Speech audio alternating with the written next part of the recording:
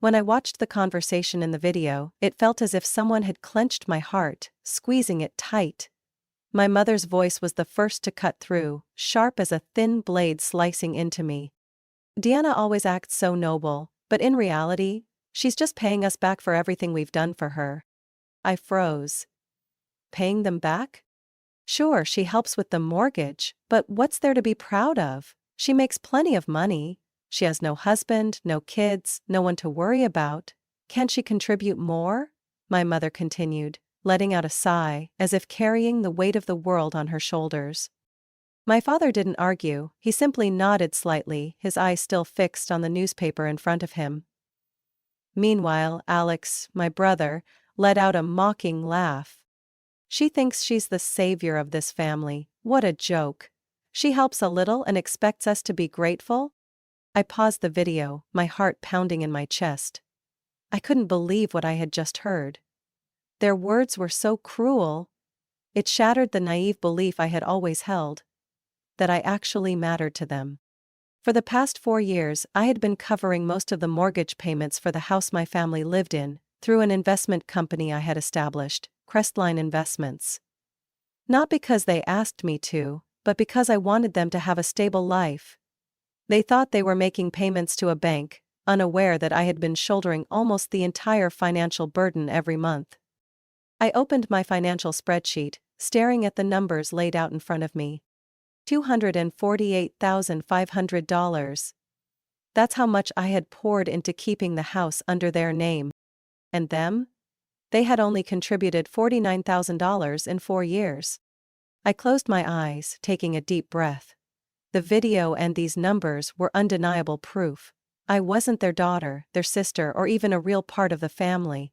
To them, I was just a walking ATM, a safety net that allowed them to live recklessly, without ever facing the consequences.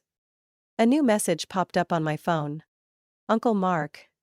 Diana, you need to see this. I opened the attachment. It was a series of screenshots from a group chat titled, Family Finances. A chat I had never been included in. The first message made my stomach drop. Alex. Diana thinks she's the savior of this house, but she's just a rich idiot. I kept reading, each word cutting deeper than the last. Mom, we should find a way to get her to give us more money. She lives alone anyway, she doesn't have anything else to spend it on. I clenched my phone, fury rising in my chest. The people I loved, the ones I had done everything to support, only saw me as a wallet. Dad, Mom, Alex. They had never truly valued me. I had thought they cared because we were family, which was why I had helped them for so long. But now, I saw the truth. I sat motionless in my apartment, the glow of my computer screen casting a cold light on my face. The numbers, the messages, the cruel words from the video echoed in my mind, like a haunting melody playing on a loop. 4 years, $248,500. I had convinced myself that I was helping them out of love. But now, I saw it clearly. The love was only one-sided. I wasn't their daughter, I was a money machine they could drain. And I was done playing that role. I reopened the mortgage agreement I had signed 4 years ago under Crestline Investments. When the housing market crashed, my parents had been on the verge of losing the house. I couldn't stand to see them homeless, so I had gone to Lauren, my financial advisor. You want to help them? Set up a company and buy the house through it. Are you sure? Yes, but leave a small portion for them to pay. I don't want them to feel overwhelmed by the cost. That was the decision I would regret the most. 4 years later, they were living comfortably, thinking the house was secure and they were managing everything on their own, when in reality, I had been keeping the roof over their heads with my money. But now, having seen the truth, I had no reason to continue. I dialed Lauren's number. Diana? Her voice came through after the first ring. What's going on? I was just about to call you. I frowned. Call me? Lauren sighed. I got a call from someone named Alex. He wanted to know about Crestline Investments, whether the company had anything to do with your parents' mortgage. Alex, what was he up to? Had he found some documents? Or was he just trying to figure out how much more he could squeeze out of me? Whatever his reason, I couldn't let him find out the truth. Did you tell him anything? Of course not. I just told him I couldn't disclose client information. Lauren hesitated. But, Diana, what's going on? I took a deep breath, forcing myself to stay calm. I want to stop everything. I won't cover their mortgage anymore. They'll have to handle it themselves. Lauren was silent for a few seconds before speaking. Are you sure? Absolutely sure. I pulled up the contract on my screen. I remember we included a buyout clause, right? If they miss a payment, I can take full ownership? Lauren answered slowly. That's correct. If they default, Crestline can immediately claim the property. There's nothing they can do to fight it. I stared at the screen, a strange feeling washing over me. For 4 years, I had shackled myself to a responsibility no one asked for.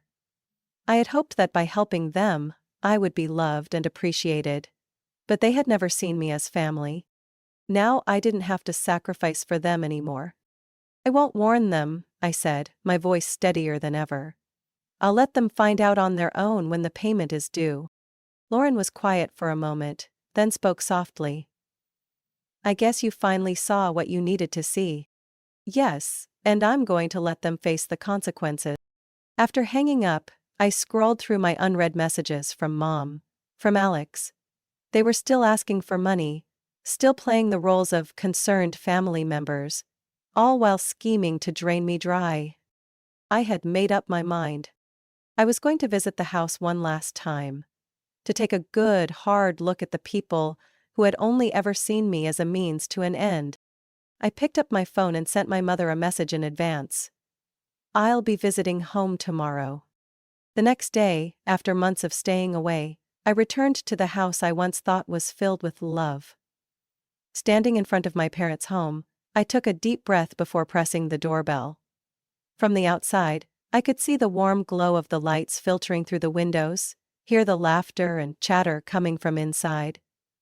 If I didn't know the truth, I might have thought this was a happy family, a place where I belonged, but I had seen their true faces. The door swung open and my mother greeted me with a wide smile, almost unnaturally so.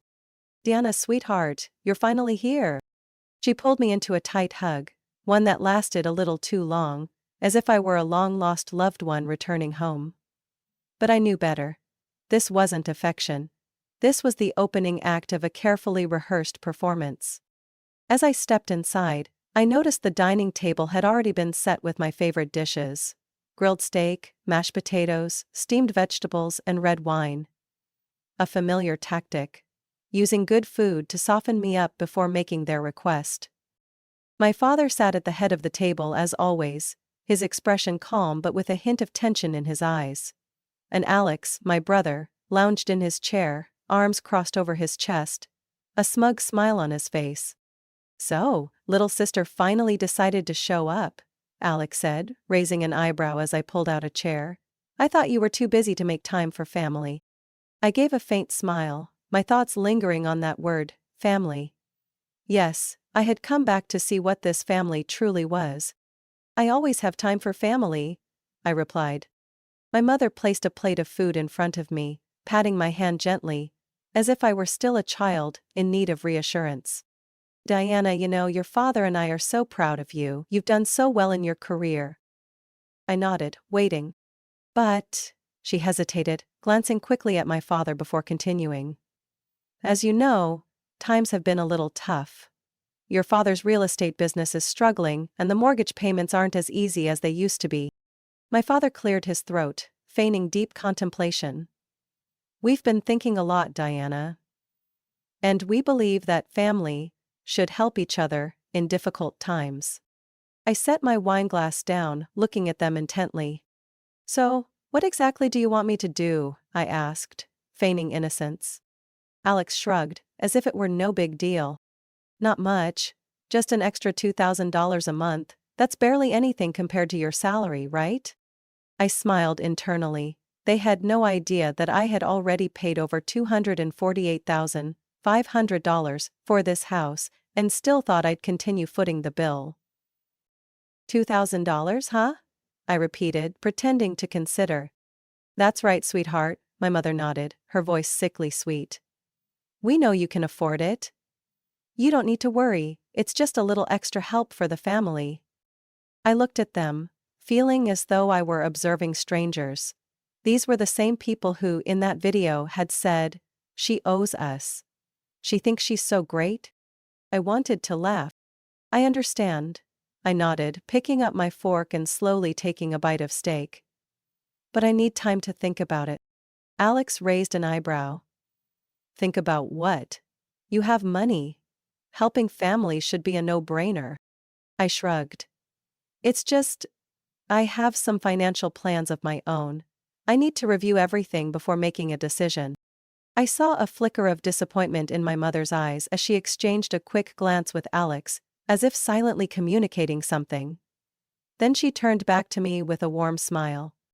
Of course, sweetheart, family always supports each other. I offered a small smile, sipping my wine. Then I'll give you an answer in 8 days. Alex narrowed his eyes. Why 8 days? I set my glass down and met his gaze. I just need to check a few things with my financial advisor. You understand, right? Being smart with money is just good business sense. My words made Alex falter for a split second before he quickly masked it. The rest of the dinner was filled with small talk, but I barely paid attention. I had already made my decision long ago. As I left, my mother walked me to the door, taking my hands in hers with a look of trust. I know you'll do the right thing. I squeezed her hands lightly, smiling. Yes, Mom, I think so too. Because I knew, in 8 days, they would have to face reality. 3 days later, I received a message from Uncle Mark. Diana, you need to hear this. I know what you're planning to do, but so are they. Attached was an audio file. Sitting in my office, my heart pounded as I pressed play. It was Alex's voice. I found out something about Deanna. Mom, what is it? Alex. Last week, through a contact, I did some digging. She manages a company called Crestline Investments. Dad, Crestline, what's that? Alex. It's a well-known financial management company, and guess what? She's the director. Looks like she has a lot of money and doesn't want to help us. A brief silence followed. My mother was the first to break it.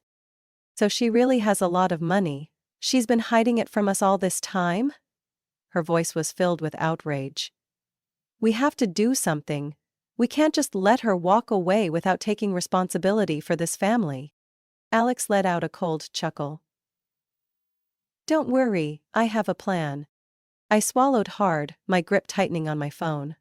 I knew they weren't trustworthy, but hearing them talk about me hiding money as if it were some kind of crime sent chills down my spine. They didn't just see me as a financial resource. They believed I owed them and had an obligation to help. I pressed play to listen to the rest of the recording. Dad, what plan? Alex, remember her college tuition? Back then she used money from Dad's company to pay for it. We can bring that up again, put pressure on her to force her into helping. Mom, but she paid it back already. Alex, who cares? We just need to say she never did. No one checks old records anyway. It's been years. And if necessary, through my connections, I can tell her company that she has mental health issues, or might be embezzling company funds. That should scare her.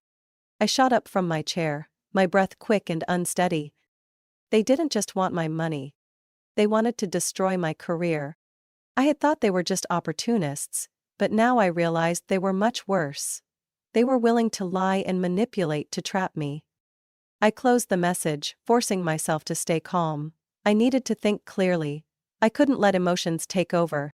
The most important thing now was to protect myself.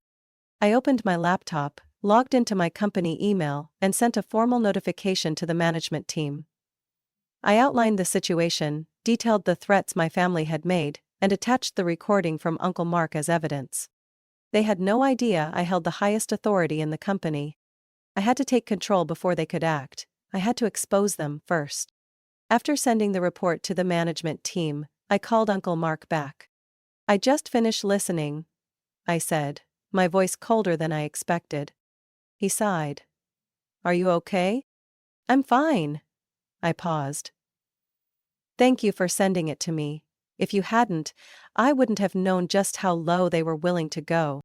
What are you going to do next? I glanced at my computer screen. 5 days until the mortgage payment was due.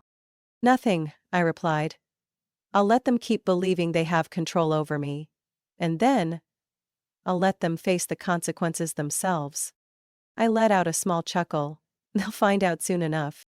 Leaning back in my chair, I felt a newfound sense of control. Alex thought he was clever, but he had no idea I had already planned everything.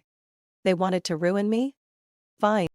Because in this game, I held all the power. The final day, the moment of truth. The day had finally arrived. The day they would have to face reality. I woke up earlier than usual, even though I had barely slept the night before. I took a sip of coffee, staring at my phone screen. Just 15 minutes left before the mortgage payment deadline. I didn't have to wait long. 9:05 a.m. First notification from the bank. I clicked on the email, though I already knew what it would say. The customer's mortgage payment has been declined due to insufficient funds. And just as I expected, 12 minutes later my phone started ringing. The name on the screen. Mom? I let it go to voicemail. Immediately messages flooded in. Mom, Diana, something is wrong. The bank says we missed the mortgage payment. There must be some mistake. Call me back. Alex, are you involved in this? Stop playing games. I sighed and set my phone down. They had no idea what was coming next. 9:30 a.m.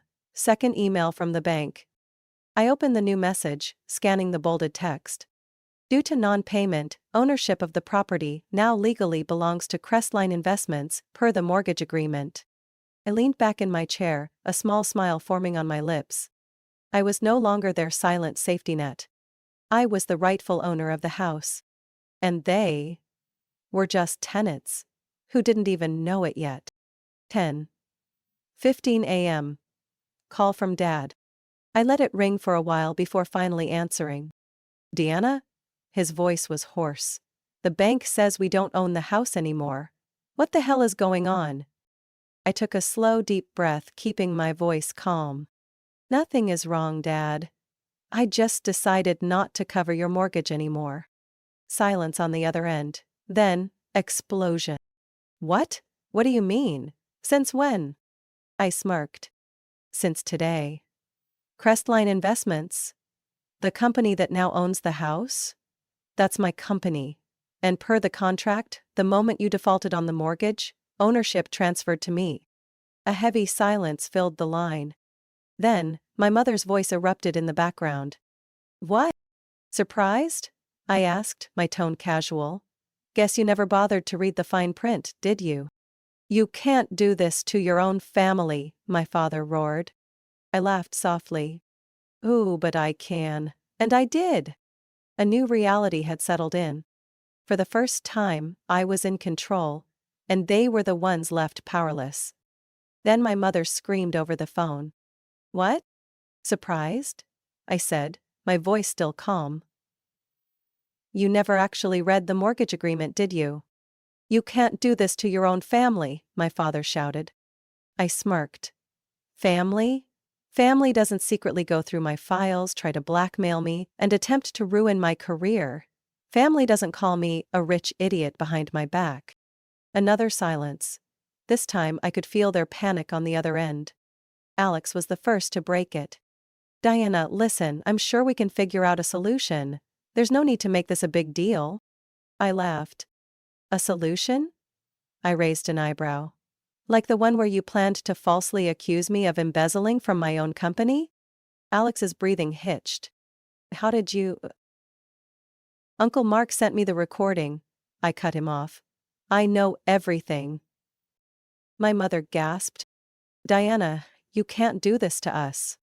But, Mom, isn't this exactly what you all planned to do to me? I chuckled softly. You always told me that I should take responsibility for family, but it seems like none of you wanted to take responsibility for yourselves. You have to help us, my mother screamed. We're not leaving this house. I crossed my arms. Then you should check your email from Crestline. You'll find a new lease agreement. If you want to stay, you have 30 days to start paying rent. My mother hissed. You're kicking your own family out? You're ungrateful. I let out a cold laugh. No, Mom. I'm simply treating you the way you've treated me all these years. And then, I hung up. 3 hours later, email from management. I opened the email with the subject line, Internal Investigation Results. Deanna, we have reviewed the allegations made against you. Based on the evidence you provided, we confirm that these claims were entirely false. We have documented Alex Callahan's intentional attempt to spread misinformation within the company. I exhaled, relief washing over me. Their plan had completely backfired. Not only had they lost the house, they lost their chance to destroy my career. I stood up, poured myself a glass of wine, and took a slow sip. For the first time in years, I felt truly free. Because I no longer had to take care of them. They thought they could control me. But I had proven them wrong. I was not someone they could manipulate. 30 days passed faster than I expected. Every day I received countless messages, calls, and even emails from my mother, father, and Alex. At first they begged, pleading with me to reconsider. When I didn't respond, their words turned bitter, blaming me for the hardship they were facing. I didn't answer a single message. My mother even tried reaching out through old friends and colleagues. I'd blocked them all. I was no longer the obedient daughter chasing after their approval. 10 days before the lease deadline, I received a simple message from my father. We can't pay the rent, can you help us? I stared at the message in silence, then turned off my phone. They had 4 years to get their finances in order. 4 years living in a house I paid for. And now they expected me to save them again? No. I had already given them everything I had.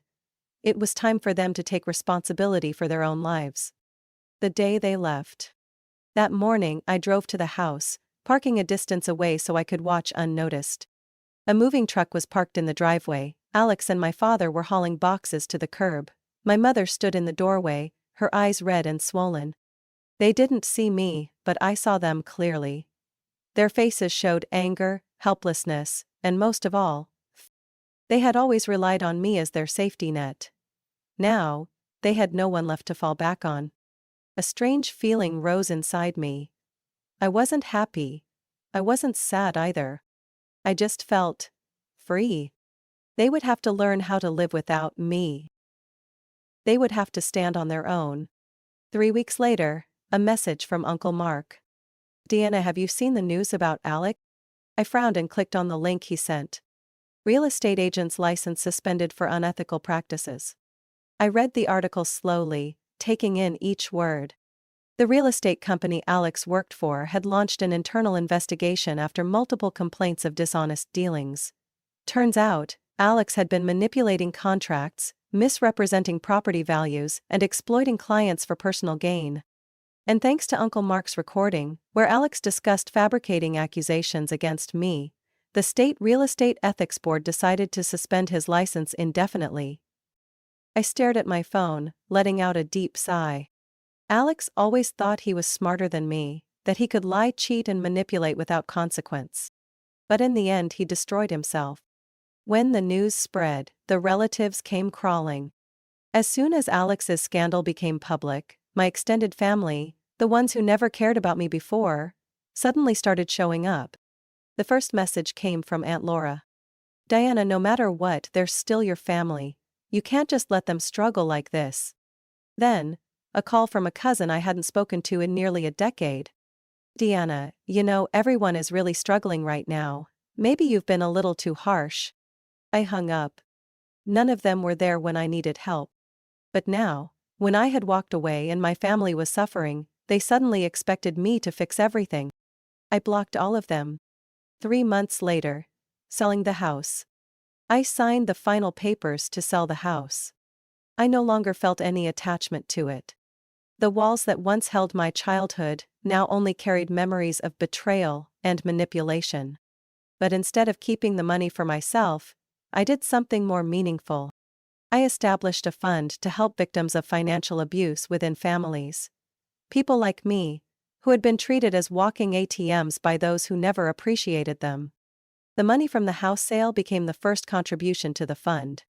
I know that I cannot change what has happened to me, but I can help others avoid experiencing what I went through. That night, I sat on the balcony of my apartment, looking out over the city. I no longer carried a weight on my shoulders. I no longer had to worry about calls asking for money, or messages filled with guilt and blame. For the first time in years. And I knew that from this moment on, I would never allow anyone to take advantage of me again. Diana's story is a powerful reminder of the value of self-respect and personal boundaries. In life, sometimes the people we trust the most are the ones who exploit us the most. Sacrifice is not always met with gratitude, and unconditional help can turn into dependence.